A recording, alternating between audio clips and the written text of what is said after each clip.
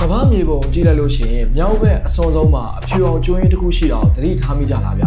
အဲ့ဒါကဘာအကြီးဆုံးလို့သတ်မှတ်ခံထားရတဲ့ကျွန်းပဲဗျတကျွန်းလုံးရဲ့80ရာခိုင်နှုန်းကျော်ဟာရေခဲပြင်နေနဲ့ဖုံးလွှမ်းနေပြီးတော့လူဦးရေ9000ဝဲကျော်ပဲနေထိုင်တဲ့အဲ့ဒီနေရာကြီးကိုကဘာကြီးကဘာဖြစ်လို့အသေးအတန်ရင်အဲ့လောက်တော့လိုချင်နေကြရလဲထရတော့ဒီကျွန်းကြီးကိုဝယ်ဖို့အတွက်ကမ်းလှမ်းခဲ့တာဘာကြောင့်လို့ထင်လဲ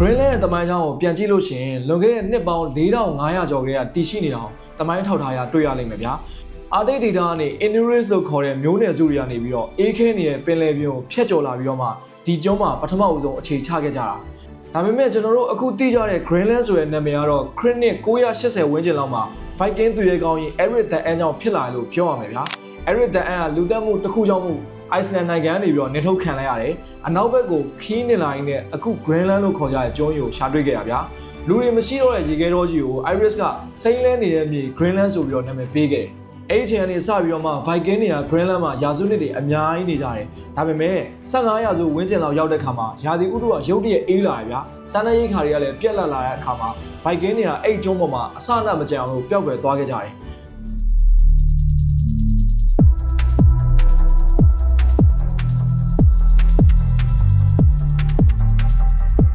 Greenland ရဲ့နောက်တစ်ခေတ်တစ်ခုကိုဆက်ပြောရမယ်ဆိုရင်မဖြစ်မနေသိထားတဲ့လူတစ်ယောက်ရှိတယ်။သူ့နာမည်ကတော့ Hans Eder လို့ခေါ်တယ်ဗျာ။ Hans Eder ကို Greenland ရဲ့တမန်တော်လို့လူတချို့ကသတ်မှတ်ထားကြတယ်။နောက်ထပ်လူတချို့ကတော့ကိုလိုနီလာချဲ့ရသူနယ်မြေလာချဲ့ရသူဆိုပြီးတော့သတ်မှတ်ကြတယ်။ဒါတော့လူမျိုးမျိုးဆိုတော့သတ်မှတ်ကြတဲ့ပုံစံချင်းလည်းမတူဘူးပေါ့ဗျာ။ဒီလိုမျိုးအထင်မြင်ကွဲလွဲမှုတွေခံနေရတဲ့ Hans Eder က Viking တွေရဲ့ခေတ်အလွန် Greenland ရဲ့နောက်တစ်ခေတ်တစ်ခုမှာဘယ်လိုမျိုးပါဝင်ပတ်သက်ခဲ့ရလဲဆိုတော့1921ခုနှစ်ဒိန်းမတ်နော်ဝေကနေပြီးတော့တာနာပြုတ်ဖို့အတွက် Hans Eder ဒီနေရာကိုရောက်လာတာဗျာဒီနေရာမှာဘာဖြစ်လို့ဒိန်းမတ်နော်ဝေလို့ပေါင်းပြောရလဲဆိုတော့1538ခုနှစ်ကနေ1814ခုနှစ်ထိအဲ့နိုင်ငံနိုင်ငံတွေကိုဘရင်တပါးတွေကအုပ်ချုပ်တာဗျာယူနီယံအနေနဲ့ဘရင်တပါးတွေရဲ့အုပ်ချုပ်မှုအောက်မှာအဲ့နိုင်ငံနိုင်ငံလုံးကရောက်နေတာခုနက Hans Eder ဒိန်းမတ်နော်ဝေကနေ Greenland ကိုရောက်လာတဲ့အကြောင်းကိုပြန်ဆက်ရလို့ရှိရင်သူကပျောက်သွားတဲ့ Viking တွေကိုရှာဖို့အတွက်လာတာဗျာဒီ Greenland မှာခရစ်ယာန်တာနာဝင်တယောက် Viking တယောက်ရှိနေအောင်မယ်ဆိုပြီးတော့မျှော်လင့်ပြီးတော့တာနာပြုတ်ဖို့အတွက်ရောက်လာတာဒါပေမဲ့ Hans Eder Greenland ကိုရောက်တဲ့အခါမှာသူမျှော်လင့်ထားတဲ့လုံးဝစန့်ကျင်ဘက်ခြေအနေနဲ့ကြုံလိုက်ရတယ်သူရှာနေတဲ့ Viking လူမျိုးတွေကတယောက်မှတော့မရှိတော့ဘူးဗျာ Viking တွေစား Greenland မှာနေကြတာ Inuit လို့ခေါ်တဲ့ဒေသခံ Eskimo လူမျိုးတွေဗျာ Hans Eder ကသူရှာနေတဲ့ Viking တွေမရှိတော့တာကိုသိရဒါပေမဲ့သူတာနာပြုတ်ဖို့ရောက်လာတာဆိုတော့ဒီမှာလဲလူတွေတွေ့ရဆိုတော့လုံးဝလက်မလျှော့ခဲ့ဘူးဗျာတာနာကိုဆက်ပြီးတော့ပြုတယ်သူက Inuit လူမျိုးတွေကြားမှာအခြေချပြီးတော့နေထိုင်တယ် Hans Eder ကအခု Greenland ရဲ့မြို့တော် Nuuk ကိုအခြေခံအုပ်မြင့်ချခဲ့တဲ့သူပဲဗျာအဲ့ဒီနေရာမှာအမြင်နှမျိုးကွဲတာပေါ့နော်အဲ့လိုလှုပ်လိုက်တာပဲဒိန်းမတ်က Greenland ကိုကိုလိုနီလုပ်ဖို့အတွက်အစပြိုးလိုက်တယ်ဆိုပြီးတော့တချို့ကလည်းတတ်မှတ်ကြတယ်ဗျာ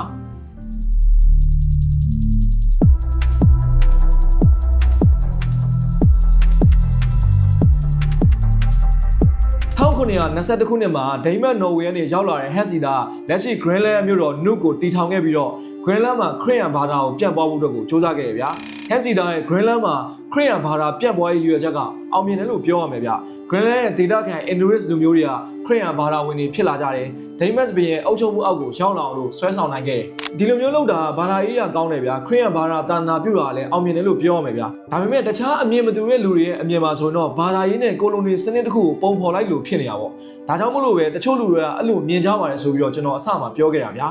ဒီလိုမျိုး Greenland နေပြီးတော့ဒိန်းမတ်ဘရင်ရဲ့အုပ်ချုပ်မှုအောက်ကိုရောက်သွားတဲ့အခါမှာဒိန်းမတ်အစိုးရလည်း Greenland ရဲ့ကုန်သွယ်ပြုလုပ်ခွင့်ကိုတဦးတည်းမူပိုင်ယူလိုက်တယ်ဗျာတဦးတည်းမူပိုင်ခွင့်ယူရဲဆိုတဲ့အကြောင်းလည်းကျွန်တော်နည်းနည်းရှင်းပြမယ်ဗျာဥပမာအနေနဲ့ပြောရရင် Greenland နေရေနံထွက်တယ်ဆိုရင်အဲ့ရေနံကို Greenland နေဘယ်နိုင်ငံမှဓာတ်ရိုက်ရောင်းခွင့်မရှိဘူးဗျာဒိန်းမတ်ကိုပေါက်ဈေးတဲ့နှိမ့်တဲ့ဈေးနဲ့ရောင်းပြီးတော့ဒိန်းမတ်ကနေတဆင့်တခြားနိုင်ငံတွေကိုပြန်ရောင်းတာမျိုးဒါက Greenland ရဲ့တဘာဝတယံဇာတတွေအထူးသဖြင့်ဝေလငါအစီနဲ့တရေတွေကိုဒိန်းမတ်ကနေပြီးတော့ထိန်းချုပ်လိုက်တာဗျာဒီလိုပုံစံမျိုးနဲ့ဒိန်းမတ်က Greenland ကိုထိန်းလာရနေဒုတိယကမ္ဘာစစ်ကိုရောက်တဲ့ခါမှာအခြေအနေကပြန်ပြီးတော့ပြောင်းလဲသွားတယ်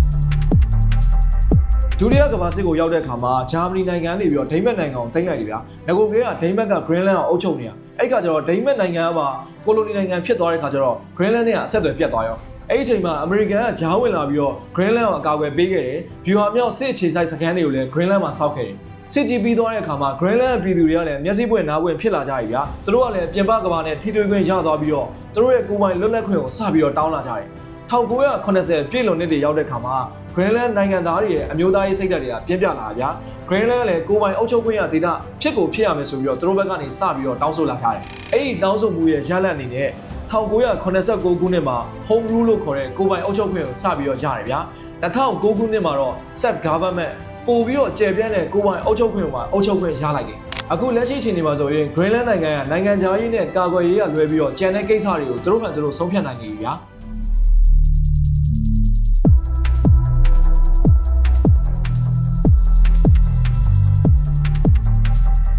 အခုဒီအချိန်ထိကျွန်တော်ပြောခဲ့တာ Greenland ရဲ့အတိတ်ဘက်အကြောင်းပြအနာဂတ်မှာ Greenland ကဘယ်လိုအခြေအနေမှာရှိနေမလဲဆိုတော့မိကုန်းတွေကအများကြီးရှိနေသေးတယ်မိကုန်းထုတ်ချင်စရာကောင်းတော့ကလည်း Greenland ကအမေရိကန်အသေးအတန်လိုချင်နေရဗျာအမေရိကန်ပဲမကောက်ဘူးရုရှားနဲ့တရုတ်ဆိုရင် Greenland ရဲ့မနီးမဝေးကအာတိတ်ဆက်ဝိုင်းတွေမှာနေရာယူထားပြီးကြပြီဗျာ Greenland ကျွန်းရဲ့80%လောက်ကကီလိုမီတာနဲ့ချီပြီးတော့ဒုကြီးတဲ့ရေခဲပြင်တွေနဲ့ဖုံးလွှမ်းနေရဗျာဒါပေမဲ့ရာသီဥတုတွေဖောက်ပြန်လာတဲ့အခါမှာအဲ့ဒီရေခဲပြင်တွေကအရေးပြောလာတယ်နှစ်တန်းပေါင်းချီပြီးတော့နစ်မြုပ်နေတဲ့တွင်းထွက်တယံဇာတတွေကအဲ့ဒီရေခဲပြင်တွေကအောက်မှာရှိနေရဗျာအဲ့ဒါတွေကရေခဲပြင်တွေအရေးပြောလာတဲ့အခါမှာပေါ်လာတာပေါ့ဘုံမွေးဗေဒပညာရှင်တွေပြောပုံရဆိုရင် Greenland ကကမ္ဘာရှေးကြဆုံးကြောက်လွှာတွေရှိတဲ့နေရာဖြစ်ပြီးတော့အဲ့ဒီကြောက်လွှာတွေထဲမှာရွှေ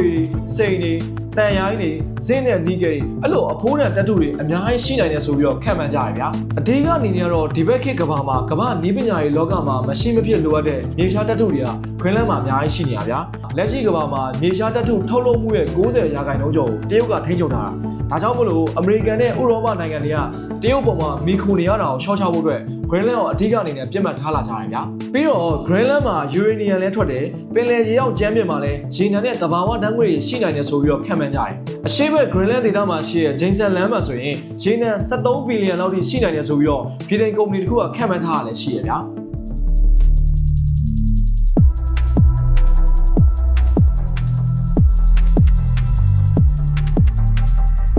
ဒီလိုမျိုးတယံဇာတတွေကျွဲတာကြောင့်မလို့အမေရိကန်နေပြီးတော့ Greenland ကိုအသေးအတန်လိုချင်နေတာတစ်ချက်နောက်တစ်ချက်ကတော့ပထဝီနိုင်ငံရေးကြောင့်မလို့အမေရိကန်က Greenland ကိုလိုချင်တာလည်းပါတယ်မြေပုံတေချာကြည့်မယ်ဆိုရင် Greenland ကအာတိတ်ဒေသမြောက်အမေရိကနဲ့ဥရောပတိုက်စုံချက်နေရာမှာရှိနေရဗျာအဓိကအနေနဲ့ Greenland, Iceland နဲ့ UK ကြားရေပြင်လမ်းကြောင်းကရုရှားရေကုန်တင်မောတွေအတ္တလန်တိတ်သမုဒ္ဒရာတွေဝင်မှုအတွက်အဓိကသုံးရတဲ့လမ်းကြောင်းဗျာအဲ့ဒါကိုသတိထားမိနေတဲ့အမေရိကန်ကဒီ Greenland နေရာကိုထိန်းချုပ်လိုက်မယ်ဆိုရင်ရုရှားရဲ့ရေကြောင်းအင်အားကိုပိတ်ဆို့ထားနိုင်တာနဲ့အတူတူပဲဗျာပြီးတော့ဒုတိယကမ္ဘာစစ်တုန်းကဂျာမနီကဒိန်းမတ်ကိုကျူးကျော်တဲ့အချိန်မှာ Greenland ကိုအမေရိကန်တွေကာကွယ်ပေးခဲ့တော့အမေရိကန်တွေစောက်ခဲ့တဲ့စစ်အခြေစိုက်စခန်းကလည်း Greenland မှာရှိနေအဲ့ဒီစခန်းမှာတက်ထားတဲ့အဆင့်မြင့်ရေဒါစနစ်တွေကမြောက်ဝင်ရုံစုံကိုဖျက်ပြီးတော့အမေရိကန်စီကိုဥတီပြီးတော့လာနိုင်တဲ့ဘလို့ဒုံးကြီးကိုမဆိုကြိုပြီးတော့တတိပေးနိုင်တဲ့အဓိကကြောရိုးဖြစ်နေရဗျာ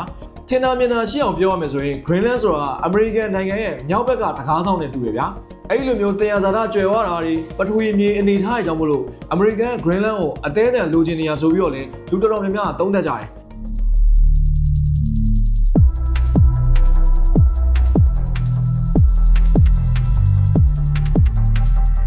လက်ရှိမှာတော့ Greenland ဆိုတာဒိန်းမတ်နိုင်ငံရဲ့ကိုယ်ပိုင်အုပ်ချုပ်ခွင့်ရနယ်မြေတစ်ခုအနေနဲ့ပဲရှိနေသေးရဗျာအခုချိန်ဒီ Greenland ကျွန်းရင်ပုံမှန်လည်ပတ်ဖို့ဆိုရင်ဒိန်းမတ်အစိုးရအနေနဲ့နှစ်စဉ်ထောက်ပံ့ကြေးဒေါ်လာတန်း900ကျော်ပေးထားတယ်Greenland လူမျိုးတွေကတော့အမေရိကန်ဘက်ကိုလိုချင်တာလားဒိန်းမတ်ရဲ့အောက်မှာပဲနေချင်တာလားဆိုတော့ Greenland လူမျိုးတွေကတော့သူတို့ရဲ့တယံဇာတတွေကိုသူတို့ပဲကိုယ်တိုင်ထုတ်ယူသုံးစွဲပြီးတော့စီးပွားရေးလွတ်လပ်လာလို့ရှိရင်ဒိန်းမတ်ကနေခွဲထွက်ပြီးတော့တိကျလွတ်လပ်တဲ့နိုင်ငံတစ်ခုအနေနဲ့ရည်တည်ခြင်းနေကြရဗျာဒါပေမဲ့လည်းလက်ရှိအခြေအနေမှာတော့မှ Greenland ကဒိန်းမတ်အောက်ကနေရုံးမထွက်နိုင်ဘူးအဲ့ကြားထဲမှာအမေရိကန်ကပါအသေးအတန်လိုချင်နေသေးရဗျာဒီနေ့ခေတ်ရဲ့အခြေအနေအပြောင်းအလဲကိုကြည့်လိုက်လို့ရှိရင်လည်းစေရကိုလိုနီလောက်တာမျိုးတွေမဟုတ်တော့ဘူးစီးပွားရေးကကိုလိုနီလောက်ကြတဲ့ပုံစံတွေကပြောင်းလာတယ်အဲ့တော့တယံဇာတကျွဲရဲ့နိုင်ငံလေးအတွက်ကတော့စိုးရိမ်စရာတွေများနေရဗျာအခု Greenland ဆိုရင်လည်းဒီတယံဇာတတွေကသူတို့အတွက်ကောင်းကြီးတစ်ခုဖြစ်လာမလားချိန်စာတစ်ခုဖြစ်သွားမလားဆိုတော့စောင့်ကြည့်ရတော့မှာပဲ